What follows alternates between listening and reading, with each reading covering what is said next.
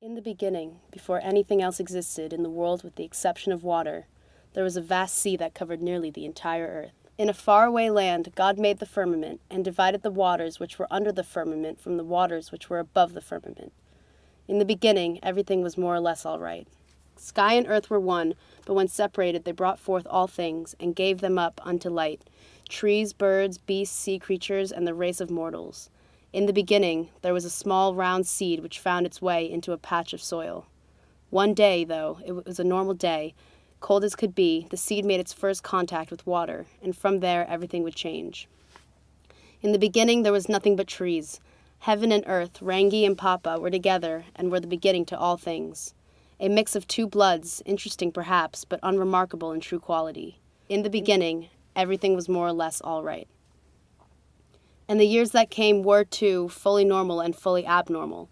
As the roots grew, though, so did the stem.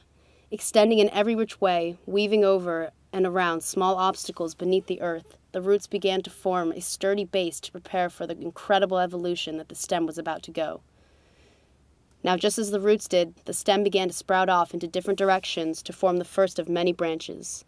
The root extended downwards and sideways, and a small green sprout grew upwards. Breaking the soft surface of the earth was a rather tiny green stem, so small that one would not think twice about it if they were to notice it. Before long, all trees held bugs in the branches and made sure the insects were happy. Beavers would chew away at the trunk while birds picked at the branches. Beetles became dogs, centipedes became snakes, mantises became monkeys, and bees became birds. And these changes did occur relatively frequently, as naturally as the form of water changes in varying temperatures.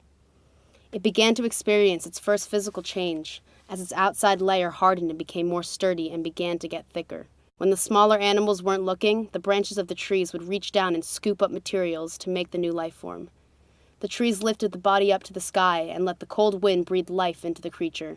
This brings us to the being Natasha Tolia as it is, the one that is known today. She has decided on a self, for the moment at the very least, and thus she was fully normal and fully abnormal altogether, just as most people were in one way or another. She felt out of place at times, like she was supposed to stand out, but this was normal, and because she was expected to match with human counterpart, he.